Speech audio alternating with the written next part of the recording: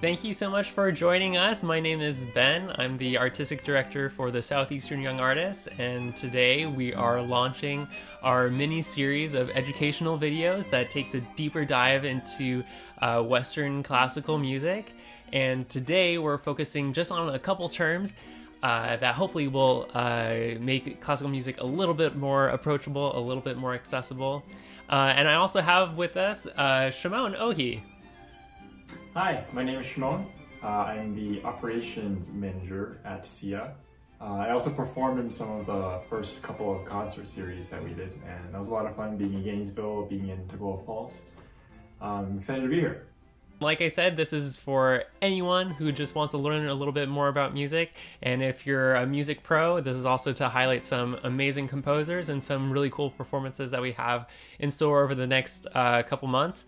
We're going to be going over some kind of basic terms, and the ones that we wanted to look over today really had to do with what is music comprised of, right? So when we talk about music, a lot of things that we talk about revolve around pitch and rhythm. Rhythm is a succession or pattern of certain sound. So your heartbeat, for example, is a rhythm.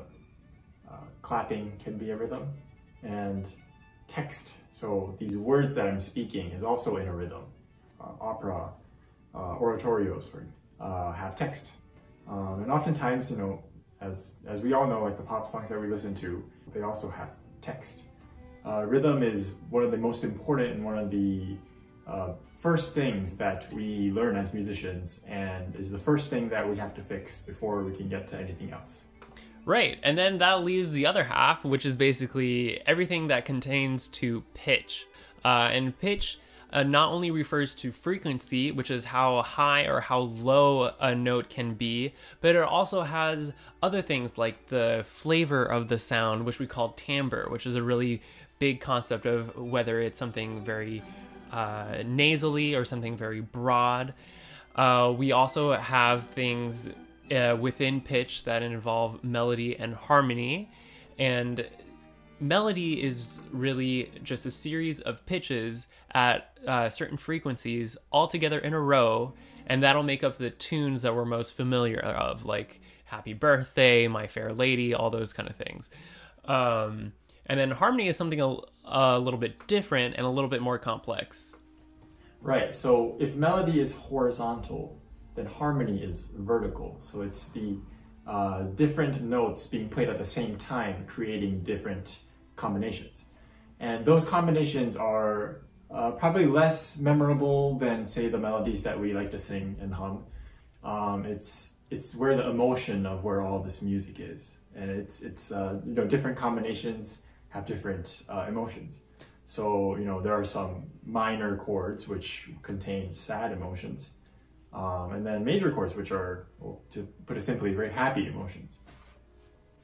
And the two in conjunction, so when you have both melody and harmony, that's when you get like a really full like texture of sound.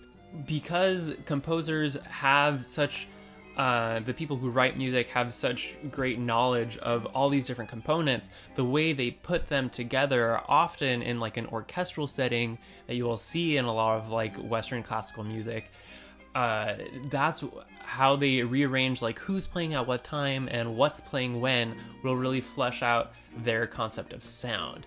And there's also two other words that we'd really like to go over, which is orchestration and instrumentation. I always kind of get them confused, so I'm going to let Shimon talk about what they are. So instrumentation is literally what instruments are being used in a certain work. The composer will write down in the music, this calls for 2 flutes, 2 oboes, 2 bassoons, etc., etc. Orchestration is how these instruments are used in a given time. What combination of them? So is the composer using only strings or only brass here, or is it a combination of both? Depending on the combination, like I said, the timbre, and similar to harmony as well, it has a different emotion, different color to the sound that's combined.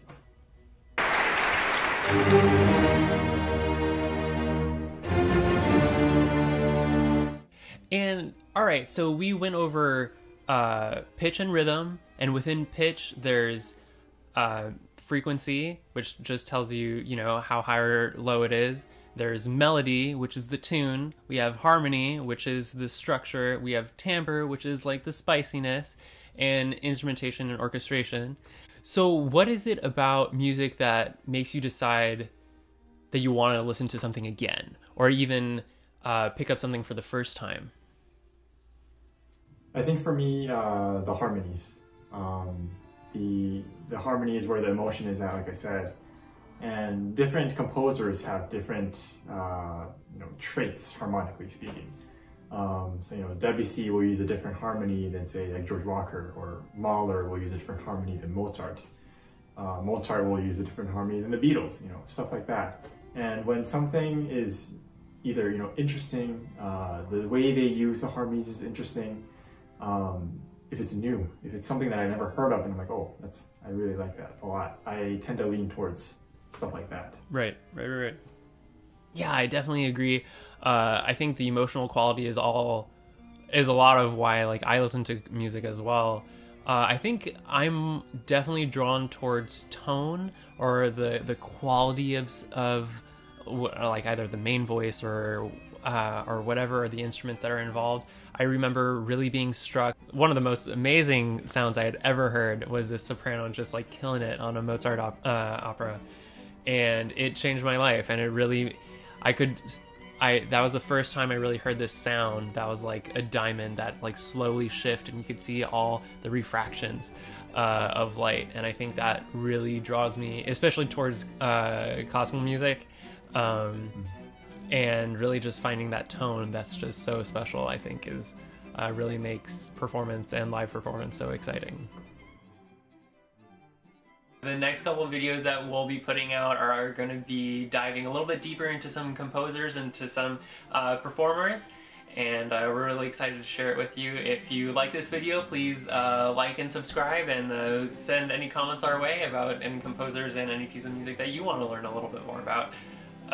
Whether you're new to classical music or you're a classical music pro, I hope that you got a little bit more insight and learned something new, and thank you so much for joining us.